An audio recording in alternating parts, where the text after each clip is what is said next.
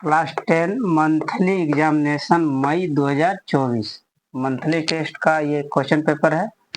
Subject है math. ठीक है, 10 ऑब्जेक्टिव है इसमें। हम लोग पहले 10वां नंबर ही कर लेते हैं। कहता है 2 गुना 3 गुना 5 गुना 7 किस प्रकार की संख्या है। ऑप्शन 1 है सम संख्या है, विषम संख्या है, वर्ग संख्या है, अभाज्य संख्या है। ठीक है, तो इसको सबसे पहले हम लोग क्या कर लेते हैं, मल्टीप्लाई कर लेते हैं, है ना। ये 2 तिया कितना हो जाएगा 6 और 6 5 30 और 3 7 21। 21 का मतलब 210। अब 210 तो हमारा वर्ग नहीं है, वर्ग संख्या नहीं है, ये विषम संख्या भी नहीं है और ये अभाज्य संख्या भी नहीं है। तो ये हमारा 210 क्या है, सम संख्या है, यानी कि ऑप्शन ये आंसर हो जाएगा। दूसरा देखिए 9 नंबर क्वेश्चन, 9 नंबर नहीं, अब 1 नंबर देखिए। 1 नंबर में क्या कहता है, किसी संख्या को 37 से भाग देने पर भागफल और शेषफल क्रमशः 9 और 19 प्राप्त होता है तो वह संख्या है। कितना है, 252 है, 352 है, 242 है, 342 है। अब इसमें दिया क्या गया, 47 से भाग, यानी भाग जिसे देते हैं उसको हम लोग कहते हैं भाजक, भाजक दिया गया है। और दूसरा कहता है भागफल और शेषफल, यानी भागफल और शेषफल, ये 3 चीज दिया गया है। और पूछता है क्रिया किसमें भाग दिया गया, यानी भाज बताने के लिए कहता है। नहीं तो भाजक कितना है आपका 37 है और भागफल कितना है, भागफल 9 है और शेष फल आपका है 19। ठीक है, तो ये भाज्य वाला एक फॉर्मूला क्या होता है कि भाज्य बराबर भागफल गुना भाजक और जोड़, 1 मिनट रुक जाइए, जगह यहाँ कब पड़ रहा है, यहाँ देखिए। भाज्य बराबर होता है भाजक गुना भागफल और जोड़ शेषफल। ये क्वेश्चन आपका है 1 नंबर के लिए सॉल्यूशन। ठीक है, शेषफल तो भाजक हमारा कितना है 37, भागफल आया 9 और जोड़ेंगे शेषफल 19। ठीक है, अब इसको गुना कर लीजिए। 7 9 63 का 3 बकिया 6 और 9 27 और 6 27 3 30 3 33 और जोड़ 19। अब इसको 19 को जोड़ देंगे, 9 3 12 बाकी 1 3 और 1 4 1 5 और 3 का 3 352। तो देखिए 352 कहाँ है, ये हो गया इसका आंसर। ठीक है, अगला सवाल है कि 361 और 114 का मौसा है। तो मौसा का मतलब महत्तम, इसको महत्तम निकाल लेंगे हम लोग। सवाल नंबर दूसरा सवाल में है कि 361 और 114 का मौसा भाग विधि से हम लोग निकाल लेते हैं शॉर्टकट में। 114 यहाँ पे कोई कंडीशन नहीं है कि कैसे बनाना है, तो 114 से भाग दे देंगे 361 में। कितने बार में लगेगा, 2 3 3 चौथिया 42, हाँ 3 बार में लग जाएगा। 4 तिया 12 का 2 बाकी 1 11 तिया 33 और 1 34। 11 में से 2 घटेगा तो 9 बचेगा। अब इसको पैसा दे दिया 5, 5 में 4 घटेगा तो 1 और ये कट जाएगा। अब ये जो शेषफल बच गया, अब इससे भाग देंगे 114 में, तो 19 छक 14 हाँ से 19 ये कट गया। मौसम कितना आ गया मेरा, मौसम 19 आ गया। ये हो गया हमारा आंसर, यानी कि ऑप्शन कौन सा हो जाएगा, ऑप्शन सी हो जाएगा। अगला तीसरा नंबर सवाल है, यदि n एक विषम पूर्णांक हो तो n² -1 निम्न में से किस संख्या से पूर्णतः विभाजित होगा। ऑप्शन ए दिया है n+1, 2n² + 1, n² + 1, 2n² + 1 का होल स्क्वायर। देखिए अगर हम ऑप्शन लेते हैं, अब ये n² -1 है तो ये आपका इधर से आइए, पहले ये देखिए होल स्क्वायर है तो इससे ये बड़ा है, तो बड़ा से कोई छोटा संख्या में भाग लगेगा नहीं। दूसरा ये भी बड़ा है क्योंकि ये माइनस में यहाँ ये प्लस में, और ये भी बड़ा है ना। तो इसे ऑप्शन के अनुसार तो ये हो जाता है। अन्यथा अगर हम ऑप्शन से नहीं लेते हैं तो अगर हम ऐसे भी मिनिमाइज करते हैं, ऐसे समझते हैं कि एन स्क्वायर माइनस वन, इसको हम लोग क्या लिख सकते हैं, n plus one into n minus one लिख सकते हैं। अब देखिए इस चीज को हम किससे डिवाइड कर सकते हैं, किससे डिवाइड लग सकता है, एन प्लस वन से, क्योंकि एन प्लस वन कट जाएगा तो बचेगा ये एन माइनस वन। ऐसे भी एक तो इस प्रकार से भी हो गया। दूसरा, अगर एन एक विषम संख्या था, एन के जगह पे हम कोई संख्या विषम संख्या अगर मान लेते हैं कि माना कि n बराबर 3 कोई विषम संख्या है, कोई विषम संख्या है, तो ये जो आपका एन स्क्वायर माइनस वन संख्या बन रहा है, एन स्क्वायर माइनस वन, तो ये हमारा संख्या क्या निकलेगा, एन के जगह हम 3 माने तो 3 का स्क्वायर माइनस वन, यही ना है। हाँ, तो 3 तिया 9 और 9 में से 1 घटेगा तो कितना बचेगा 8, यानी कि 8 जो संख्या है वो किससे डिवाइड होगा, आपके पास देखिए यहाँ पे दिया गया जैसे अब n प्लस वन, तो n की जगह आप क्या माने 3, तो 3 जोड़ 1 बराबर देखिए 4, यानी 4 से 8 हमारा क्या है भागा लग जाएगा, यानी ऑप्शन ऐसे भी आ रहा है। फिर अब देख लीजिए हो सकता है कि आगे भी आ जाए, लेकिन आगे नहीं आएगा, जैसे कि देखिए दूसरा का है 2n स्क्वायर प्लस वन।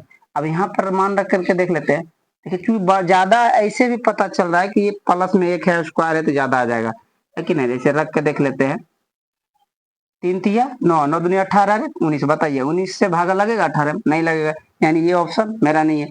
अब इसमें भी देख लीजिए, अगर 3 यहाँ रखते 3 तिया 9 और जोड़ 1 10, 10 से भी भागा 8 नहीं लगेगा। फिर इसमें भी रख के देख लीजिए, 3 रखें 3 तिया 9, 9 दूनी 18, 18 19, 19 का स्क्वायर कीजिएगा तो 361 भागा लगेगा नहीं लगेगा। इस प्रकार से भी हम लोग क्या लिखे, एन प्लस वन ही आया है कि नहीं। अगला संख्या है, अगला सवाल है, संख्या नहीं सॉरी, कहता 140 का अभाज्य गुणनखंड है। आप देख लीजिए अभाज्य गुणनखंड ऑप्शन से ही लीजिए, और या तो आप गुणनखंड भी कर सकते हैं, जैसे कि आप ऐसे गुणनखंड कर लेते हैं, 4 नंबर का गुणनखंड कर लीजिएगा तो भी, और ऑप्शन से भी 2 से डिवाइड करेंगे तो ये 70 हो जाएगा, फिर 2 से देंगे तो ये 35 हो जाएगा, फिर ये कितना से 5 से 5 सती 35। अब देखिए 2 किसी में है क्या, हाँ है इसमें, लेकिन 2 को 2 नहीं है, ये नहीं होगा, ये देखो 2 दूनी 4, 2 का स्क्वायर है यानी 1 है, 5 है 7 है, यानी ऑप्शन हमारा ये हो गया। और ऐसे भी करते तो 4 पंचे 20 सती 4 से ये भी तो हो जाता है। तो अभाज्य गुणनखंड बोला था, यानी कि यही होगा, ये 2 अभाज्य संख्या है, 5वीं अभाज्य संख्या है, 7वीं अभाज्य संख्या है, ठीक है। अगला है 287 को किस संख्या से भाग देना चाहिए जिससे भागफल और शेषफल क्रमशः 16 और 15 प्राप्त हो। इतना को किस संख्या से भाग देना है, 14 से भाग देना है, 15 से भाग देना है, 16 से भाग देना है कि इससे। अब इसको भाग देना तो इसका मतलब ये क्या है, जिसमें भाग देते हैं उसको क्या कहते हैं, भाज्य कहते हैं। क्या कहते हैं, आपका क्वेश्चन है 5 नंबर, भाज्य कहते हैं, है ना। अभाज्य बराबर होता है भाजक गुना भागफल, अभी भी लिखे थे, और जोड़ शेषफल, ठीक है। अब देखिए भाज्य हमारा कितना है, भाज्य हमारा जिसमें भाग देना वो 287 है ना। और भाजक ही निकालना है कि भाग किससे देना है, तो ये छोड़ दीजिए, इसको रहने दीजिए खाली कॉलम। अगुना भागफल, भागफल कितना कर रहा है, भागफल यहाँ 16 का रहा है, और शेषफल, शेषफल कितना कर रहा है 15 का रहा है। तो हम लोग यहाँ से कैलकुलेशन कर लेते हैं, ये इधर प्लस में इधर आके क्या चीज मिल जाएगा, माइनस में हो जाएगा, बराबर में क्या बचेगा, भाजक गुना 16, है ना। अभी घटा दीजिए, 7 में से 5 घटेगा 2 बचेगा, और 8 में से 1 घटेगा तो 7 272 बचता है कि नहीं। और ये भाजक गुना 16, अब 16 से इसमें भागा लगा दीजिए, 272, 16 कम 16, 7 में 6 घटेगा 1, 1 16 70 75 से 17 बार में डिवाइड हो जाता है, इसीलिए भाजक बराबर 272/16, और 16 से इसको काटिएगा तो 17 आएगा, यानी 17 से भाग देंगे तब, यानी ऑप्शन कहाँ 17, ये डी नंबर आंसर हो जाएगा।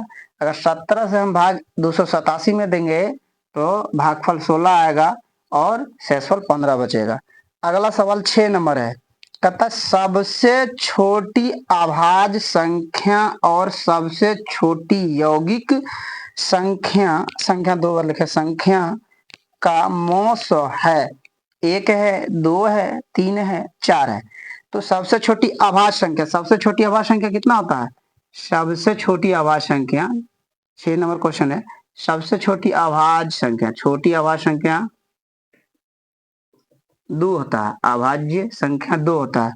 और यौगिक संख्या कितना होता है? सबसे छोटी यौगिक संख्या, छोटी यौगिक का मतलब होता है जिसका एक से अधिक गुणनखंड हो, 1 या 2 से, 1 2 जिसे होता है 1, और खुद अपने तो होबे ना करता है सबका, तो इसके अलावा भी और अधिक गुणनखंड हो, ये 2 को छोड़ के, इन्हें के 2 गुणनखंड है। जैसे 3 है अभाज्य संख्या, तो इसका गुणनखंड 1 होता है, 3 होता है, इसके अलावा कुछ नहीं होता। लेकिन यौगिक संख्या जो है, ये अगर मान लीजिए जैसे 4 है, तो इसका 1 भी होगा, 2 भी होगा, 4 भी होगा, यानी 2 से अधिक गुणनखंड रहेगा तो यौगिक संख्या है कि नहीं? तो सबसे छोटी यौगिक संख्या कितना होगा? 4। अब 2 और 4 का मौसा कितना होगा? 2 होगा, यानी इसका आंसर कितना होगा? B number. ठीक है, अब अगला सवाल है 7 नंबर, इसको मिटा देते हैं। 7 नंबर है, कहता दो संख्या 24 और 84 है, दो संख्या, एक 24 है और एक 84 का मौसा दिया गया 12, तो लॉस क्या होगा? तो एक फॉर्मूला होता है कि दो संख्याओं का गुणनफल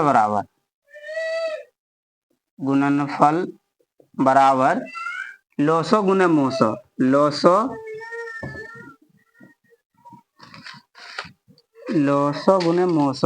गुने मोसो। आप देखिए, दो संख्या आपके पास दिया गया, एक 24 और एक 84, तो एक हो जाएगा 24 और एक हो जाएगा 84। लॉसो निकालना ही है, तो लॉसो तो निकालना ही है नहीं, लॉसो। अब मौसो आपका दिया गया कितना? 12, तो इसीलिए लॉसो बराबर क्या हो जाएगा? 24 गुने 84 बटे 12। अब इसको काट दीजिए, 12 दूनी 24, 84 दूना कितना हो जाएगा? 2 गुना 84 के 4 दुनिया 8, और 8 दूना 16, यानी 168। ऑप्शन में देखिए है 68, ये हो गया हमारा 168 आंसर। अगला सवाल है 8 नंबर, दो संख्याओं का गुणनफल उनके लॉस और मौसो से संबंधित है। बस जस्ट देख लिए, दो संख्याओं का गुणनफल किसे संबंधित है? लॉसो गुना मौसो से। पहला ऑप्शन लॉसो जोड़ मौसो नहीं होगा, लॉसो मौसो घटा नहीं है, लॉसो ये, हाँ ये हो जाएगा आंसर आपका। तो इतना का सरलीकृत रूप लिख दीजिए, इसको छोटा छोटा कर दीजिए। 4 से भागा लगता है, 4 से भागा लग जाएगा, हाँ लग जाएगा, और ऊपर में 3 से लगता है, देख लेते हैं, इसको मिटा देते हैं, नोट कर लीजिए। 483 बटे 644 है ना। अगर 4 से इसको भागा देंगे तो इतना भी उसमें लगना चाहिए कि नहीं?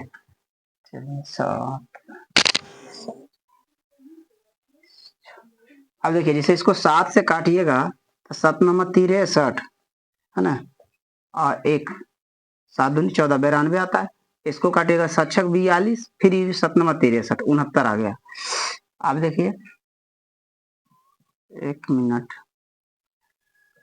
7 छक 42 और 4, 6 7 नंबर 63, 69, ठीक है।